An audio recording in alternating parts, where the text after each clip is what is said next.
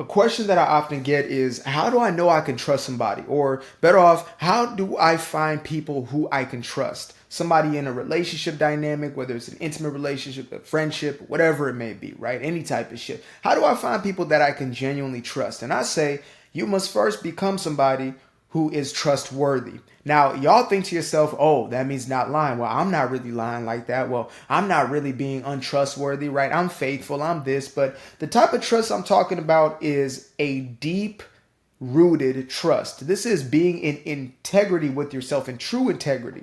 And most of us may believe that we're honest because we're not necessarily going out telling blatant lies, but we are lying to ourselves every single day, right? We are living a life that is inauthentic. We are saying things that we truly don't mean, which are half truths, right? Which is a lie. We are literally living a lie. Like some folks say, especially black folks say, oh, you living a lie. Like, oh, you a lie. You a lie. Not even you're living a lie. You a lie. You were just a whole lie. And most of us have lived our lives up until this point as a lie. Myself, I lived up until this point as a lie. And the reason was I did not understand, first and foremost, what the authentic version of me actually meant. I didn't know who that person was, how to express myself as such, and I believed there was more value in wearing the mask than there was in being authentic. But now I'm on the other side, and I know that there is nothing but freedom in authenticity, and I will never compromise that ever, ever, ever, ever again for anybody. So how do we build trust with ourselves? Well, it starts with this. First, I want to establish what trust actually is, right? Or how trust is built within any relationship dynamic. So if I was in a relationship with another individual, obviously that's what relationship is, and that person continued to tell me things that they were going to do for me, but every single time they fell through, or half the time they fell through with those promises. Would I continue to trust that individual, or would I lose trust or lose faith in that person? Well, the answer is obvious. If a person told me they were going to continue to do something, or they continuously told me they were going to do something, but they did not do those things, then obviously I would get to a place where I no longer trusted that individual, right? Common sense. Yet in the relationships we have with ourselves, for some reason, we believe it is different. We believe that you can have trust or trust in yourself, but yet you never keep your word with yourself. So that's the most on the surface level, right? There are things we tell ourselves that we actually don't follow through with for ourselves. If I tell myself every single day I'm going to do something and I don't do that thing, I lose trust for myself. I am out of integrity. Oh, I'm finally going to start eating this way and I don't. I'm finally going to start working out and I don't. I'm finally going to stop cussing people out and I continue to, right? When I continue to be on this perpetual cycle of breaking my own promises, not myself, I'm finally going to stop checking social media. I'm finally going to stop checking my analytics, checks analytics. That breaks the trust within myself. That is out of integrity. And so that actually alters the relationship we have with us and therefore the relationship we have with others. Again, we can only project what is within ourselves. So if we don't trust ourselves, we're going to believe everybody's untrustworthy. And if that is our belief system, then we will continue to attract people into our experience who confirm that belief. That's how that works. It's universal law. I do not write it. I do not create it. I just teach it. I did not make it. Okay? So first, we have to establish that we need to be honest with ourselves. And sometimes that means stop telling ourselves things that we're actually not going to do or we're not ready for, right? If I know that I am not ready to start living a different way, I'm going to just stop telling myself that, right? Coach Bobby Blueford, he always used to tell me, hey, look, you got to be honest with yourself. If you want the six pack, cool, we'll do what's necessary. But if you're not willing to do what's necessary for the six pack, stop telling yourself you want a six pack. Stop telling yourself that, and you will save yourself a whole lot of stress. And I say you will save yourself a relationship with yourself. Because every time you look or walk by a mirror, you're just reminded, or you look down to your shirt, you're reminded of the promise that you could not keep to yourself. So that's step one. Step two of trusting yourself, again, comes to this thing of, are you living authentically? Are you living your truth? So if I know that I'm not supposed to be at this job, like this does not resonate with me whatsoever, I'm in a career or in a field or in a space that just does not resonate with me, and on top of that, I'm not building out or investing into my purpose, into my calling. And by the way, if you don't know what your calling or your purpose is, I forgot who the quote was by, but they said you need to spend the rest of your life trying to find that out, right? If you don't know yet, spend the rest of your life, every single day, every single moment, thinking about, feeling about, going into those spaces of meditation to figure out why you are here on this planet, period. Now, back to the point at hand. A little commercial break, as you can see. So, you need to start getting to a place where you genuinely start looking at your life from, am I living authentically? Am I living real? Am I living who I truly am, or what resonates most with me? And again, that might be a difficult question to answer at first. Like, I just recently put out a video that was, just be yourself is terrible piece of advice.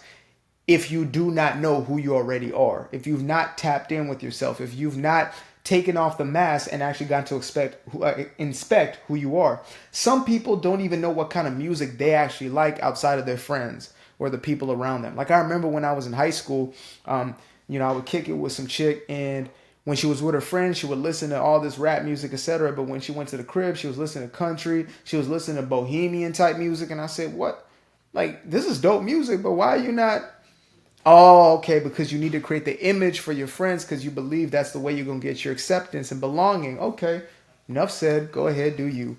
Now, when we start to question whether or not each area of our lives are we living authentically, then we can start to truly develop an authentic relationship, right? Again, self-honesty is everything. We must first be in integrity within ourselves. So first we might answer no, no, no. Check all the boxes like I did, right?